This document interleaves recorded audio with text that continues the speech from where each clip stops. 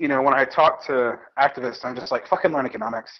Even bullshit bourgeois neoclassical economics, at least understanding the shit they're selling is important. Welcome from Alpha to Omega.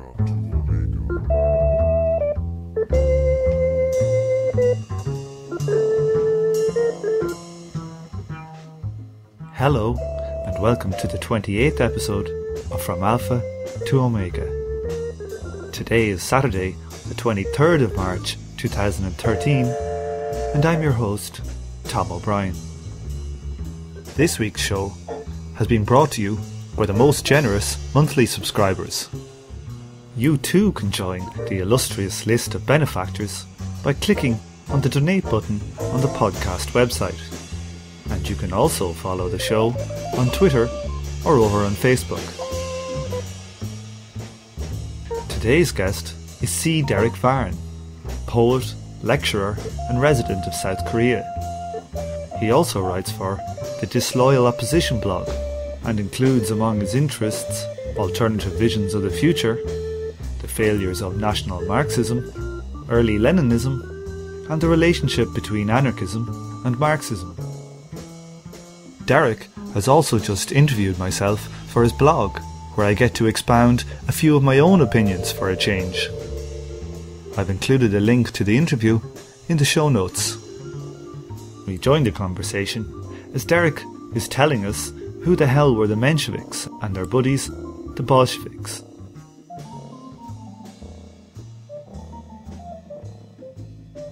The Mensheviks are social democrats more in the line of what will become the German Social Democratic Party. They were more willing to warm up to liberal parties. They were much more afraid of violent revolutionary change, and they were much more willing to work with capitalists.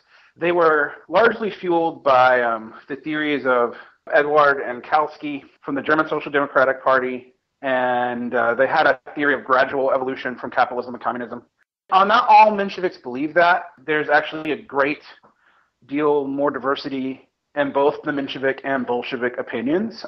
Basically, that breaks down to, in practical terms, did you support the liberal provisional government or did you not? That's like the dividing line. Trotsky, for example, super famous Bolshevik, was a Menshevik at one time. He was also a good social democrat at one time, as was Lenin. So the Bolsheviks themselves started off as a faction within the same overarching party as the Mensheviks did. So it's a lot more complicated than the simple picture that a lot of people have, where the Bolsheviks being proto-Stalinist and the Mensheviks somehow being proto-Northern European Social Democrats are coexisting in a party and they turn their guns on each other immediately after the overthrow of the Tsar. That's not really what happened, but that's more or less the breakdown. So I was watching a video on YouTube of Chomsky a while ago, and he was asked a question about Lenin's role in Russia. Chomsky, I think it's fair to say, was not a fan of Lenin. I was wondering if you could talk about Chomsky's critique. Yeah, Chomsky's critique is really complicated, and actually also really not complicated. I mean, Chomsky doesn't engage with Marxism very well. He says a lot of things about Marxism dismissively, and yet also says things about Marxism that are not dismissive of all. Like, he sees himself as part of a libertarian socialist tradition, which a lot of Marxists were part of. But he's also been on the record as saying he sees Marxism as something that belongs in the history of organized religion, and any ism with a name attached to it actually is just a religion. So that's pretty vapid. I think Chomsky's narrative on Lenin is pretty standard. I think a lot of liberals believe it. I think even a lot of non-sectarian Marxists believe it. But I don't think it's true. I think there's like a bunch of mystification involved in that. But to get deeper, he specifically says that Lenin was the right wing of the Social Democratic Party, the Bolsheviks split from. Chomsky says that Lenin took over in a coup, and he implies that he immediately suppressed other political parties. That's not exactly true. He also says that the Lenin in State and Revolution is almost an anarchist, and the Lenin in What Is to Be Done is not. That's a little bit more complicated. There are some differences between the two writings, but I don't want to bore your readers by going into a lot of minutiae, but they're not as different as Chomsky says they are. They accuse the Bolsheviks of pretty much just being opportunists. They talk about some of the suppressions of other parties after 1921, which is true. Chomsky particularly does. And then he talks about Lenin's errors and not waiting for the revolution in Russia to go along with the worldwide revolution elsewhere. But he does admit that Lenin believed that the worldwide revolution was coming and that was only given up after Stalin took power in 1924. There's a lot in there. The interesting thing about Chomsky's narrative is that's the same narrative you'll hear from Robert Service or even maybe Richard Pipes, who have very, let's just say, conservative views on the Russian Revolution, with the exception that they would say that Leninism is Marxism and that you can bring all that to Marxism, and Chomsky would be more ambivalent on that subject. Although just ambivalent. He's not clear on whether or not he thinks Marxism ultimately was a good or bad thing. What are your opinions on Lenin and his actions then in that period? My opinions on Lenin in that period are really complicated because you're dealing with a situation where you're under attack by international powers. You are also in a three-way civil war with Ukrainian anarchists, nationalists, with the White Army and the Tsar/military dictatorship crowd, and with international powers playing in all sides of it, particularly just after World War I. So it's a crazy time period. Now, a lot of people use this to just as a carte blanche excuse for anything Lenin did, and I don't think you can do that. He did make mistakes. He saw he made mistakes. Even right before his death, he released a document that pretty much didn't condemn but strongly criticized all the factions in the Bolshevik Party, including Trotsky, but said that he was afraid of the centralization of power into the General Secretary of the Communist Party under Stalin and that Stalin should be removed.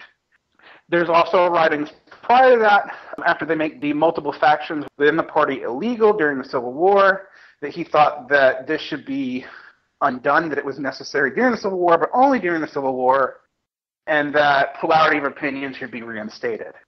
So, we have these writings, we have these actually confirmed from the archive openings in Perestroika.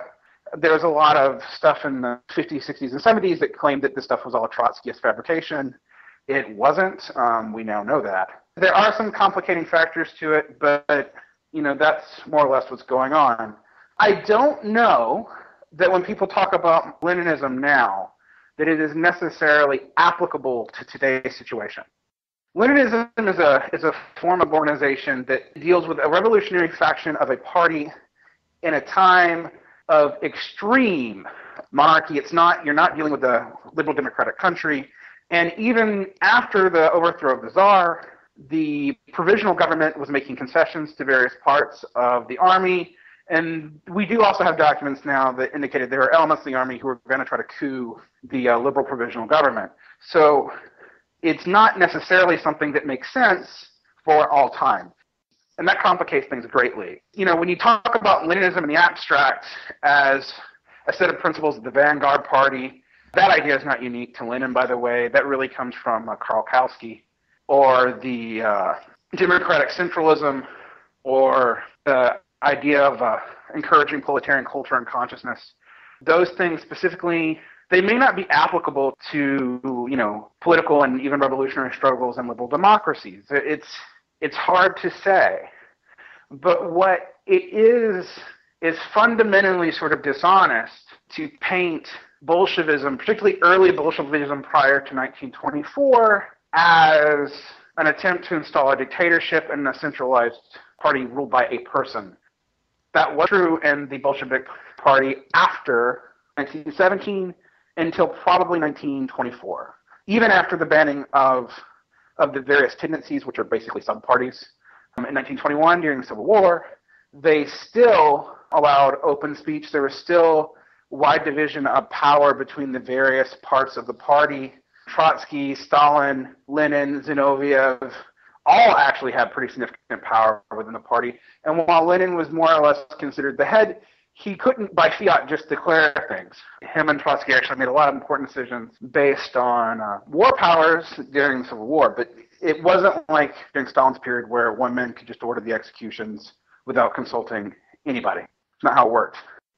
I was wondering if you could say a little bit about the Vanguard Party and its theoretical implications. The Vanguard Party comes out of an interpretation of the Communist Manifesto by Karl Kautsky and the German Social Democratic Party. The view at the time was that false consciousness or bad education or religion or a bunch of other social factors have clouded people's judgment. And that given that the workers' consciousnesses were just as formed by capitalism as the capitalists were, that a party would have to go out and sort of educate the general public. Now, the original role of the Vanguard Party, as Kautsky saw it and as early Lenin saw it, was just educational. It was a centralized party, but it was the idea that you'd have to go out, educate people in economics, social theory, history, science, to be able to really start the workers to be able to rule themselves. You know, to talk about the drudgery of work and the dulling of the senses and the effects of religion, and there's a lot of stuff going into that. Lenin pretty much takes that solely from Kautsky, even though Kautsky and Lenin are pretty much political enemies by World War I. But they're political enemies not because of the Vanguard Party, actually, but because of disagreements over whether or not the communists and socialists should have supported any states in World War I. And when Kautsky went along with the Kaiserman and Bismarck, Lenin actually denounced that as a betrayal of internationalism, and some of their ties were broken, but the Vanguard Party was never dropped. Now, the idea of the Vanguard Party becomes later on, particularly under Stalin, after 1924, the idea that you should suppress other political tendencies and centralize leadership, not just educational purpose, but sort of totality. There should be one state ideology. There should be one party. This has a lot of influence later on. The East Asia is hard to understand unless you understand the effect this actually had. As almost all the parties, including what we would consider right-wing parties, or maybe even Asian fascist parties, with the exception of those from Japan, were organized on Leninist lines, as seen by Stalin. So you're not just dealing with Mao's Communist Party, but also the Kuomintang of Chiang Kai-shek, which is a right-wing party, and the People's Action Party of Singapore are organized under that interpretation of the Vanguard Party. So it affects more than just communism and socialism. But it's important to remember that the German Social Democrats saw themselves as a Vanguard Party too, until after 1921, in which case they started distancing themselves from that phrase. What are the limitations then, do you think, of the Vanguard model today, given that our political and economic situation is radically changed? It's hard to say. If you mean Vanguard Party as solely an educational apparatus, I don't know that you need a party for that. You do need a committed bunch of people to do that. You do need to be fairly disciplined, but I don't know that the party has the same power that it used to have. I mean, these parties that we're talking about in the early 20th century, they were total social groups. They had soccer things. I mean, they did all kinds of things together. They tied the trade unions together. They did a lot of things that parties don't do now. So if you look at the American political parties or the political parties in the UK, they don't serve these same social functions. Okay, that's one thing. Another thing is communication technologies are vastly different now. I can do more with a podcast even than I can with an academic journal, and I can do a lot more with an academic journal than I can with a zine or a party newspaper, all right? And a lot of these parties still pretty much, run on selling their party newspaper. There's that. Furthermore, it's a lot harder to be a conspiratorial party now.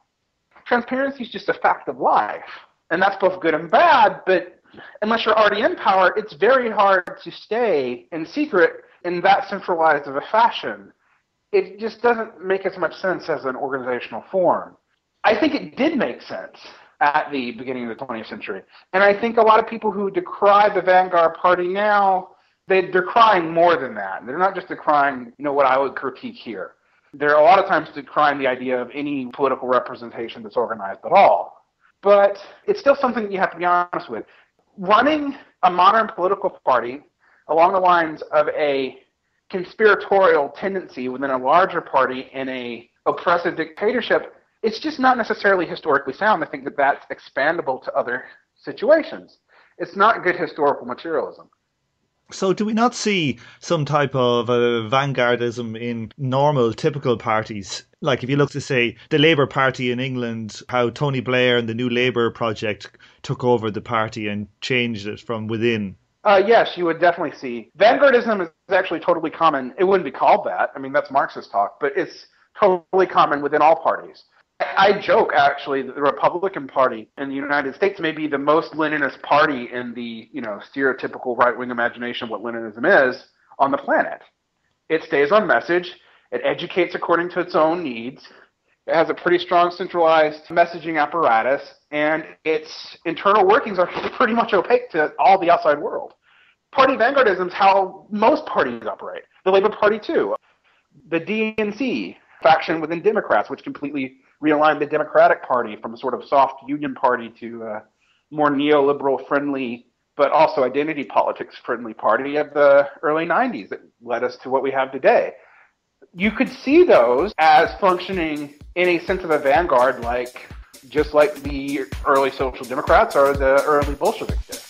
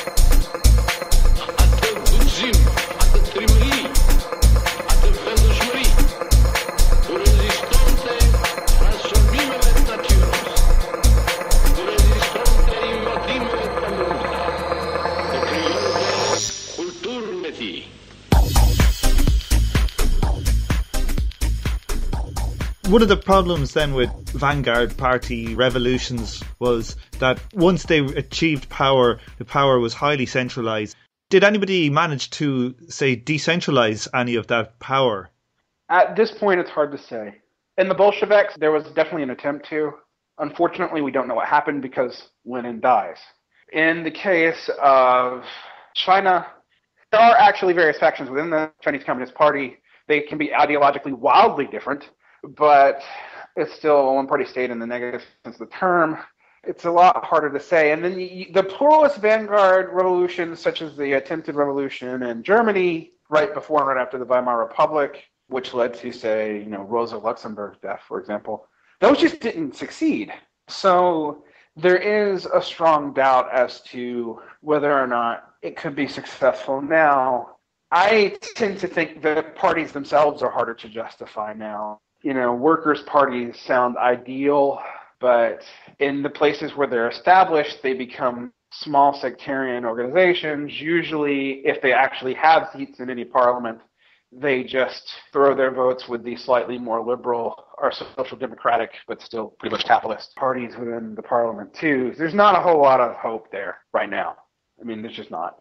I wish I thought there was, actually. It would make me feel better for our organizational chances, because other forms of organization so far, including things like Occupy, have been too nebulous, unable to react, and unable to deal with real problems on the ground. We're kind of at an impasse. We need another organizational form. We don't have it yet. I don't think this is hagiographic to say this, but I think Lenin would have encouraged us to have another form because it's about what enables the oppressed, and particularly workers, to seize the economy, to actually run their own lives. And if we can't practically do that, but centralized party bureaucracies are with even educational parties, then it doesn't work anymore. And in the case of the Soviets, there's no way you can argue that it didn't have a long-term negative effect on the Soviet Union. Even if you're a Stalinist, all right, you have to admit that Stalin eradicated too many of his best and brightest in his own party for the party to function after he died. I actually do know Maoists. They come out of a tradition that's still part of that tradition, and they will admit to you that the purges completely weakened the Soviet Union. That's what led to Khrushchev. There's no way that you can say that it's working that way now. What replaces it, I don't know. But when Marx was critiquing the early socialists, he didn't know what was going to replace it either. I mean, there's one of the things about Marxism. Most of Marx's writings are either critiques of capitalism or they're critiques of other socialists who don't quite see what they're advocating. And he didn't know exactly what was going to replace that either. He actually says at many points in his writing, he says you probably can't know, that it's foolish to play games of prediction like that. I was wondering if you could explain the rationale then behind, say, Mao's Cultural Revolution and how that works within the Vanguard Party. The Cultural Revolution, that's a completely different problem. The Cultural Revolution was seen as a necessary play to get rid of a managerial class within communism. It was to get rid of a class of managers that had emerged under both the Soviet Union and the early Chinese Communist Party's embrace of Taylorism and like proto-capitalism. This gets to some obscure parts of Marxist theory, but basically there had been no bourgeois revolution in China until there was also simultaneously a communist revolution. That complicates Marxian theory because a lot of Marxian theory thinks that bourgeois revolution is necessary. Marx actually doesn't say that, but that was sort of passing theory at the time. And so there was this attempt to de-bourgeoisify both what they thought was infiltrating elements from the Kuomintang, which Mao may or may not have actually believed in, or sort of nascent capitalist tendencies that emerged from just having a technocratic orientation. The Cultural Revolution was to purge that and to purge like lingering Confucianism and other religious ideas from the society. Now, that's a complicated thing. I don't want to sound like a Mao apologist because I'm not. A lot of what happened in the Cultural Revolution is horrifying, and a lot of what happened in the Cultural Revolution does seem to look like it just empowers Mao's faction. But there's a couple things you need to know. One, the purges in the Cultural Revolution were not like the purges in the Stalinist period. One, Deng Xiaoping was still alive by the end of them. That's crucial. Deng Xiaoping was removed from party leadership more than once, and also reinstated by Mao more than once. There were also multiple factions, all encouraged by Mao and to a lesser extent by Zhou Enlai during the same time. But what the aftermath of the Cultural Revolution does, there are a lot of scars in society, particularly in the rural areas. Things actually get much worse. They're not as overseen, and there's a sort of ideological zealotry that leads to whole groups, whole families, whole minority groups who are associated with being rich or capitalist having retributive action against them. Then there's the fact that so many people kill themselves as a result of the castigations. That's a little bit hard to understand in our society. One of the weird things about the Cultural Revolution is that if certain traditional Chinese cultural mores were not in place, such as the severe shame of losing face in public, the death toll of the Cultural Revolution probably would have been much lower. The other thing is that Mao couldn't figure out a way out of the production model that created the need for managers in the first place. That's important because pretty much it means Mao is failing on a practical tenet of Marxism in this regard. And I know a lot of Maoists who are going to get really angry at me for saying this, but he didn't change material conditions, the way you organize society enough to both provide for his people, which he was interested in doing. Even if you had the most cynical reading of Mao, he wasn't out to starve his people. That's just insane. He would lose his power base. No, what was going on there is that he couldn't quite come up with a way to replace factory production. So the very thing he's trying to root out, he also needs to provide for his society. Furthermore, he also increasingly centralizes power in himself. And in the same problem that you have with Stalin, when he dies, there's a power vacuum. It's a little bit more complicated in the case of the Chinese Revolution because Mao, while he was obviously the top dog in China, he was not the only major power, even in the height of the Cultural Revolution. Zhou Enlai was untouchable. Also, some of his military generals that were very supportive of the Cultural Revolution, such as Lin Biao, were also really particularly powerful and even may have tried to coup him. It's not quite the centralization you see in the Soviet Union under Stalin, but it is still a pretty strong centralization of power. And in that vacuum, you see Deng Xiaoping's liberalization. Now, there's a couple of ironic things about Deng Xiaoping's liberalization. One, it's Deng Xiaoping, not Mao, who actually formally ends free speech in China. During the Cultural Revolution, on paper, you had free speech. I don't know to the extent that this was actually true. It's very hard if you don't read Chinese to parse the reality of free speech in China. But there were dissenting factions who were allowed some speech. That actually ends when Deng Xiaoping takes power. Again, even if you have the most Mao-friendly point of view, you have to admit that something went very wrong with the organizational centralization under Mao, because it couldn't survive Mao.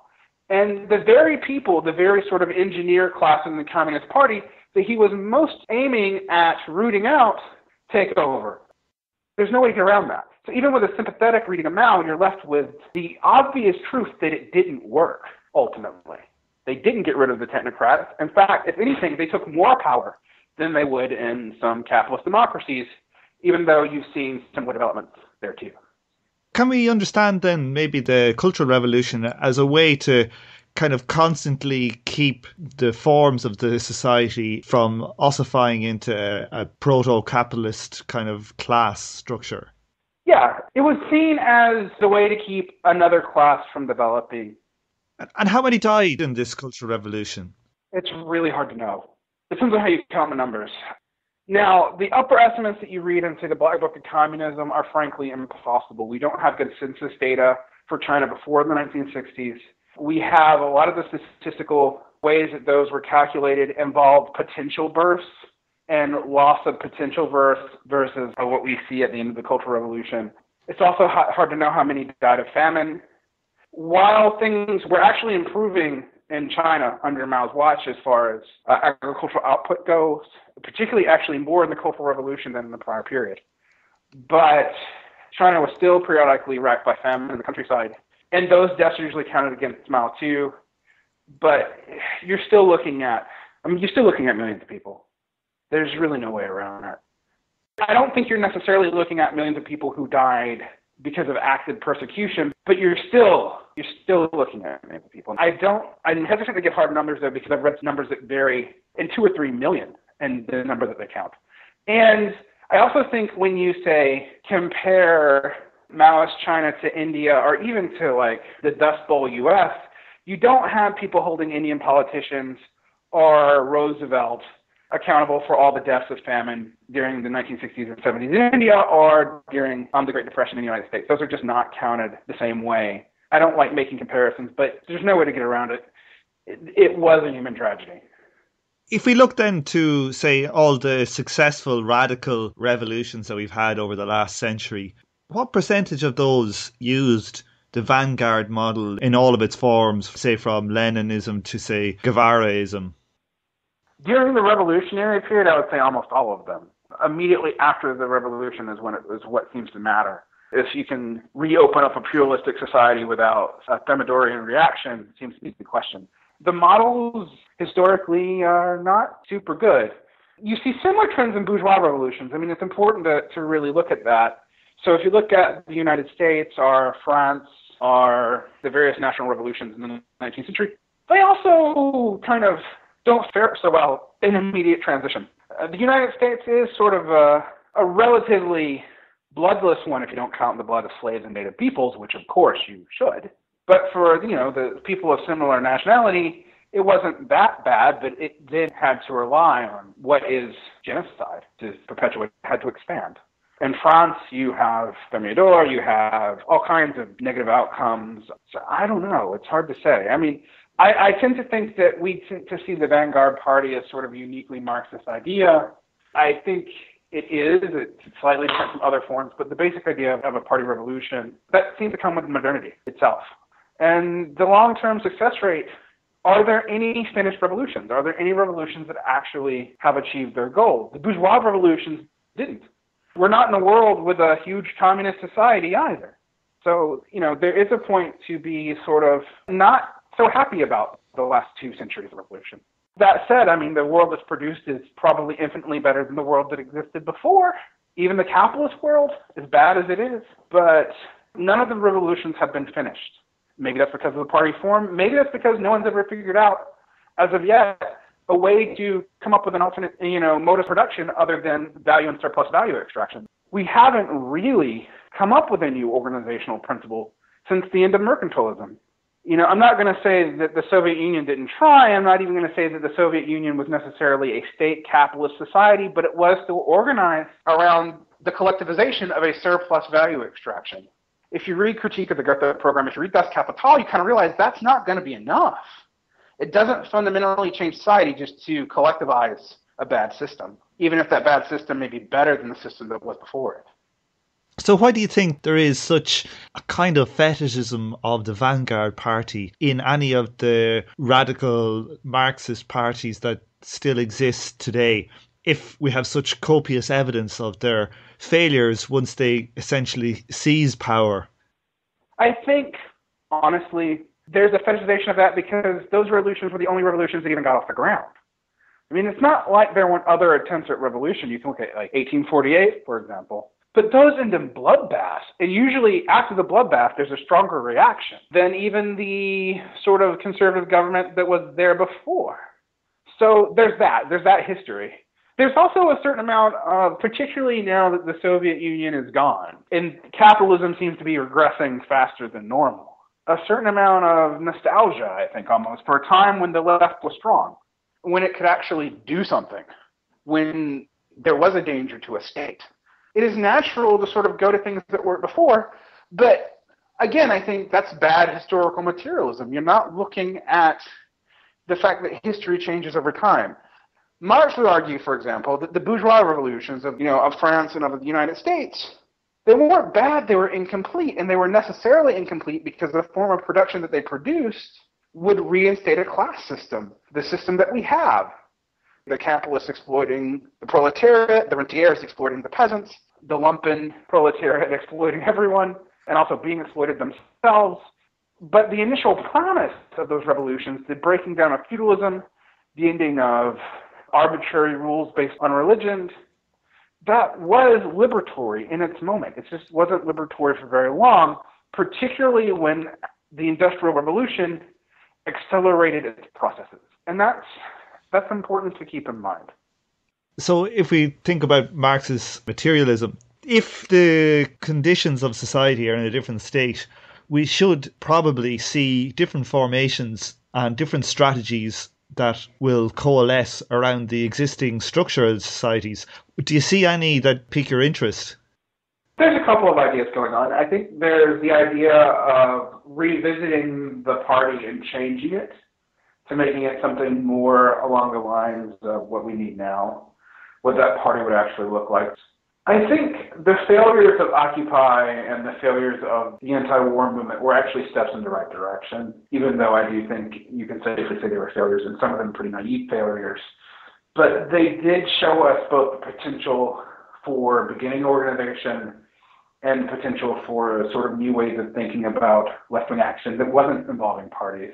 That said, they didn't figure out a way to mobilize to police threats and to government conspiracies very fast. I mean, we now know that the FBI was working with democratic governors and local police to clamp down on Occupy all at the same time. And, Occupy had no way to handle that. But that idea, that motivating idea, seemed to bring people together in a way that, frankly, your average party, be it the Democrats or the SWP, just can't. His name's John, and my name's Edward. His name's John, and my name's Edward. And together we are Jedward! I've got a scar on top of my lip. I have a scar on my nose. And John has a pointy ear. John has a pointy ear. My two teeth here cross over. And he has straighter teeth than me. And right now, Ed has spots. And I don't. His name's John. And my name's Edward. And together we are Jedward! His name's John. And my name's Edward. And together we are Jedward!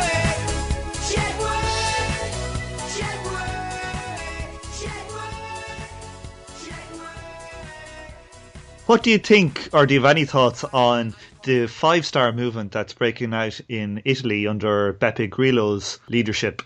I'm really mixed on that. There's a lot of accusations that the Five Star Movement has fascist sympathies. That they do have an association with autarky, but they're also pretty good at a similarly left-wing response to a growing right in Italy, and I mean a right that's really powerful, and not just in the major parties that surround Berlusconi, a sort of a enlivened neo-fascist movement, and they've been good at responding to that. But I do wonder about movements that are separatists in that regard. I do think right now separating from the EU may be necessary for a lot of, I hate to say periphery, but a lot of Europe's periphery.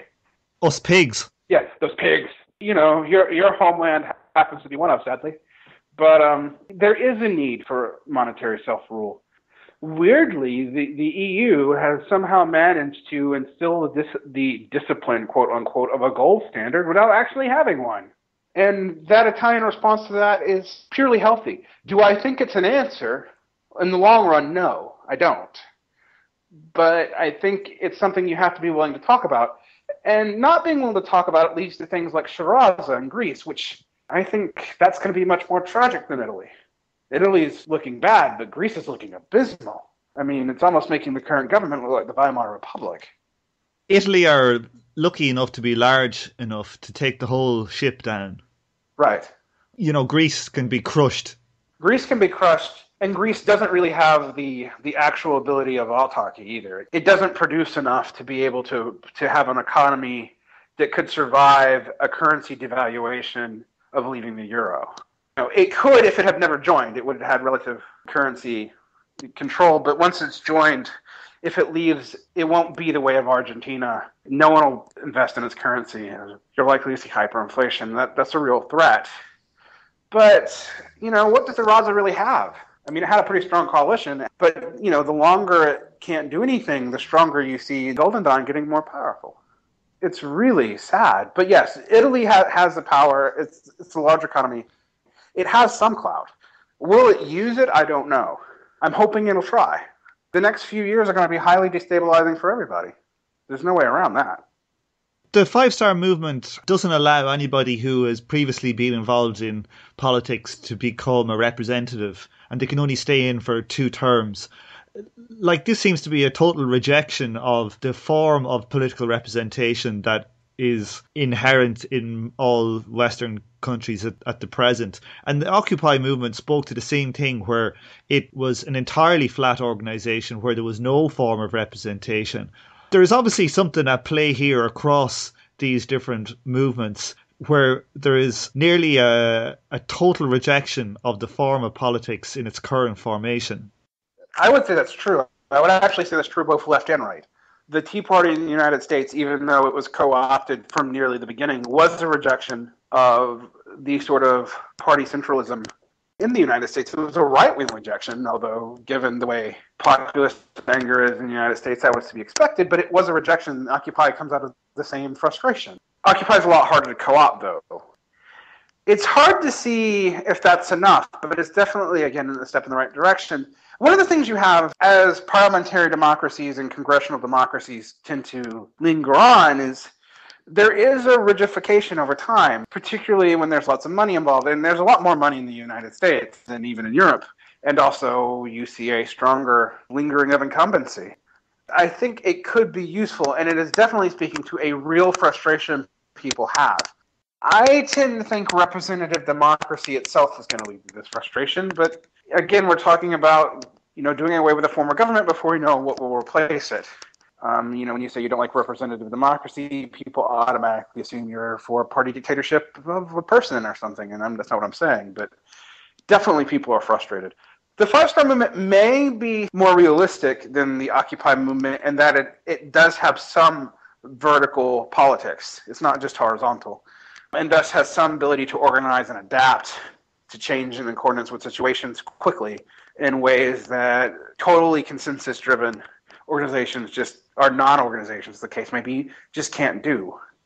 But you have to do something. I mean, there's another problem in the U.S. particularly, is that unionism is just essentially dead. The amount of unionized workers in the U.S. is less than 20%. The rates, even in Europe, aren't stellar, although they're much better than that. And so that form of organization as resistance to the worst deprivations of capitalism doesn't work either. So you're going to need something like that. You're going to need also a movement that's willing to wield power, not just in the political realm. And I think that's important. You can't just win seats. I don't know enough about the five-star movement's current politics, but I do know this is one thing that the far right's actually better at. They are very good at offering basically lifestyle systems, their own charities, and other organizations. Also, Islamists in the Middle East are good at this too. And it's something that left-wingers just haven't really got back into their system. Occupy sort of broke that up. You have to deal with other problems. I don't like the way Occupy's dealt with a lot of problems. We can go into specific critiques about that, but at least it realized that NGOs and parties were not going to meet. We're not going to generate enough political will or goodwill amongst the populace to get your message out. It just won't work. It doesn't do enough. And the right wing in Europe and in the United States has been much better at this. The Republican Party's main party base was that they were willing to work with churches as well as businesses as forms of organization, while the Democrats, even though demographically they should be stronger, have only recently started organizing that way, and particularly after the Democrats themselves put some of the death knells in the union movement, although the union movement in some ways earned it in the United States too. It's hard to see how any of that by itself is going enough. So yes, in that sense, it's all a step in the right direction. It's just the first step. I fully believe, even though I think the scale of problems that we have are enormous, and there is a likelihood the left won't actually win in the long run. And that sort of scares me, because I actually think ultimately that's devastating, not just to our economies, but probably to the planet. People are beginning to realize the limitations of the last 3 or 4 decades of inertia. I mean, basically, organization on the left sort of fell down in the 70s and is only really beginning to pick itself up, only really beginning to be critical of its own sort of habits. I mean, not just, your little Marxist Leninist parties, mini parties that, people have been critical of that for years, but also critical of entryism, the idea that you could somehow enter the Labor Party or the Democrats and through a caucus have a whole lot of influence, the ideas of using NGOs and unions as your primary other means of distribution and power. These just things don't seem to work anymore. And I think Occupy and the five-star movement and a lot of other movements actually are beginning to try to look at this. But even with that, you have to be careful that alone is not enough. That alone doesn't even ensure a left-wing outcome, actually. Any of these things can go right-wing. Can, and there are forces that would love them to. You have to be vigilant in that regard. And you have to learn from the lessons of the past. I mean, when you look at Leninism and you look at Lenin, you can have a glowing opinion of Lenin, which I do. But you have to be realistic about what's happened in the past with certain forms of organization, and you have to really look at what that's done and what that hasn't done. And I think that's going to be a cold shower for a lot of people who've been in the left for a long time because they've invested in these ideas. It's part of their identity, and to break from that's going to hurt psychologically. And really what's going to make people break with it is the conditions on the ground are going to make you. You either do or you don't, and if you don't, you won't succeed. Well, on that note, I'd like to thank you, Derrick, for coming on the show today. Thank you. I think that's been a big failure. The economics, particularly after Mao. After Maoism, there's a big focus on culture on the left, even now, from a lot of different European Maoist theorists who really shift the focus, starting from Althusser up through Badiou. And you just have to move away from dealing with economics at all. I mean, I think that's a big problem, honestly. Because the conditions are usually economics, founded in the materialism. Right. I mean, ecology is important. I actually think, if one thing I will say Marxism's been kind of weak on, it hasn't really dealt with ecology enough. That Marx does get into that in Capital, but Marxism itself doesn't, and it leads to some really horrible, ecological tragedies in Central Asia. I have sand blowing in from the Gobi Desert from policies during the Great Leap Forward that come in and settle in Seoul today, that during spring make the air almost unbreathable. Azerbaijan is pretty much a oil wasteland. Those are material conditions. When I talk to activists, I'm just like, fucking learn economics. Even bullshit bourgeois neoclassical economics, at least understanding the shit they're selling. On this episode, you heard the theme tune, The Order of the Pharaonic Jesters by Sun Ra and his orchestra, and the track Vanguard Party by Jumper. You also heard that most influential of Irish duos, Jedward, singing Together We Are Jedward. And you are now listening to the funk classic Love Will Bring Us Back Together by Roy Ayers. Thanks for listening, and I hope you join me for the next episode of From Alpha to Omega. Won't you come on home?